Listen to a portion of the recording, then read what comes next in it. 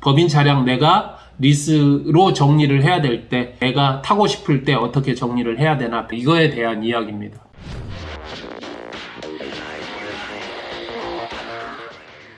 오늘은 시우카 밴드에 올라온 내용을 가지고 케이스를 삼아보도록 하겠습니다. 법인에서 리스를 해서 48개월이 지나고 11월 15일 만기를 앞두고 있습니다. 새로운 차량을 리스할 예정인데 대기가 길어서 현재 리스 중인 차량을 대표인 제가 인수하여 내년 6월까지 개인 차량으로 타다가 중고로 팔고 새로운 차량이 출고되면 그때 리스로 운영할 예정이다. 유튜브에서 알려주신 것을 보고 완납 승계를 캐피탈에 요청하여 필요 서류를 준비하고 있다.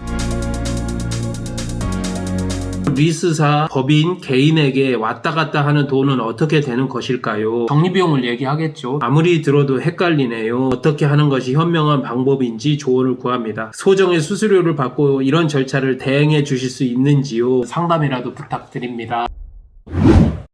17년식 SC60 SUV 볼보 인기 있는 차량이죠. 신형이 19년도에 새로 나왔죠. 그러나 뭐 엔진이 변하거나 이런 거는 아니니까 잘 타실 수 있을 겁니다. 이 차량을 만기가 다가왔으니까 먼저 어떻게 정리를 해야 되느냐, 승계를 먼저 시켜야 되는데 제가 지금 이 동영상을 찍는 날이 11월 4일입니다. 지금 11월 15일이니까 열흘밖에 안 남았거든요. 거의 모든 리스사나 캐피탈사들이 승계를 인정해 주는 것은 영업일수로 최저 15일, 보름은 남아야 정리를 해주는 경우들이 꽤 많고요. 그리고 현대캐피탈이나 일부 캐피탈 회사에서는 보통 고지를 할 때에는 3개월 남았을 때 보통 고지를 해줍니다. 그러니까 미리미리 어떻게 할 것인지 결정을 해서 리스사에 통보를 해줘라. 방법으로 놓고 보면 첫 번째 부분은 리스사에 따라서 17년식 볼보를 1년 연장을 해서 잔가를 인정해주고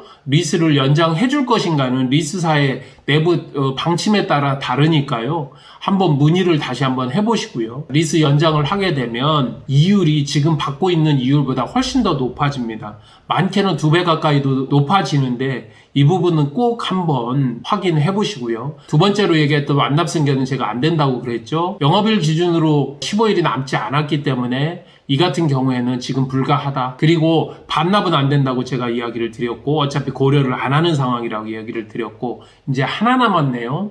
법인으로 인수를 했다가 법인 대표 개인에게 판매를 하는 건데 절차상으로는 이렇습니다. 법인에서 인수를 할 때 잔존금이 1,880, 보증금이 1,011만 원이니까 870만 원을 리스사에 납부를 하셔야 됩니다. 그렇게 되면 리스사에서 뭘 해주냐면 법인 쪽으로 이전을 해라 해서 취등록할 수 있는 서류를 보내주고 법인 앞으로 15일 이내에 취등록을 하셔야 됩니다. 지역에 따라 다르지만 취등록세 한 7%와 채권 1%에서 한 8%. 근데 이 8%는 법인 앞으로 발부되는 계산서 금액이거나 아니면 나라에서 정한 과표 기준인데요. 17년식 볼보가 과표 기준으로 봤었을 때 얼마인지와 실제로 리스사에서 법인으로 넘겨주는 계산서 금액과 비교를 해서 높은 금액의 8%로 이전을 하게 되어 있습니다. 1,880만 원이라고 놓고 봤었을 때 한 150만 원의 취등록세가 발생을 하게 된다.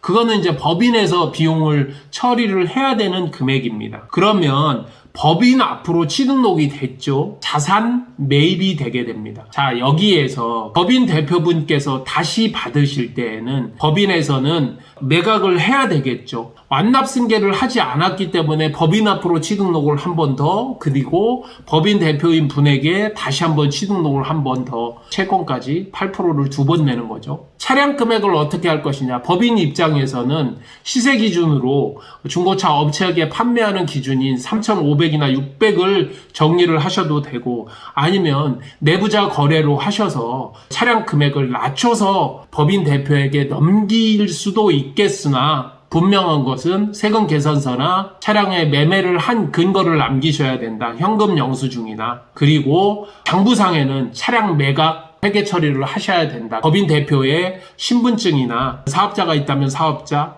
서류를 구비하셔서 회계 처리를 하셔야 된다는 점, 그 다음에 법인 통장에 분명하게 차량 금액을 받아 넣으셔야 된다는 점, 여기까지는 제가 이야기를 드릴 수 있습니다. 금액은 어디까지 하시면 되느냐? 과표 기준보다 더 높게 법인에서 매입한 금액보다 높게 처리를 하시면 됩니다. 법인에서 매입한 금액보다 낮게 처리를 하시면 사유에 대해서 소명을 하셔야 되기 때문에, 그 다음에 회계상에도 자산에 대한 마이너스 부분을 분명히 기재를 해야 되기 때문에 법인에 손해를 끼치는 거잖아요. 그러니까 플러스 기준으로 해서 넘기면 되겠다. 법인에서 이런 경우들이 꽤 많습니다. 임원이었는데 내가 타던 차를 법인으로부터 내가 받아야 될 때 어떻게 받는 것이 최선이겠는가? 바로 이런 경우겠죠. 임원분들이 보통 자기 차들 퇴직하실 때나 이직을 하실 때 본인 차 가져가실 때에는 승계해서 타시는 게 가장 1등이고요. 만기가 되시면 완납 처리를 해서 본인 앞으로 이전을 하는 것이 아무래도 회계상으로도 금액을 가장 저렴하게 자기 차를 받을 수 있는 방법이다. 이렇게 이야기를 드리겠습니다. 마지막으로 질문하신 게 있죠? 이런 일을 시유카에서 대행을 하느냐? 저희들은 대행을 할 수가 없고요. 대행을 받지도 않습니다. 이렇게 간단하게 설명을 드리고 유튜브에서 참조를 하셔서 직접 처리하시기 바라고요.